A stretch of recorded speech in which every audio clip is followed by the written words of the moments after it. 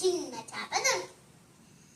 వెనకాల నుంచి గార్డనింది, పిల్లి బాబా నీకు ఇంత చేప సరిపోతుందా అనింది.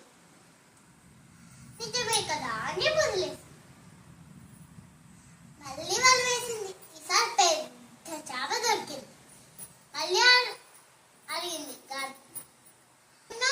నీకేమో ఇంత చేప సరిపోతుందా అని. నిజమే కదా అని వదిలేసింది. మళ్ళీ వాళ్ళు వేసింది. ఈసారి అందరికంటే చిన్న చేప వచ్చింది. మళ్ళీ గార్డెన్ అడిగింది, ఇంత చిన్న చేపన నీ కడుపు కడుతుందా అంటే నిజమే కదా అని వదిలేసింది. ఇంకా వాళ్ళ వేస్తుంది. రాత్రి అయిపోతుంది.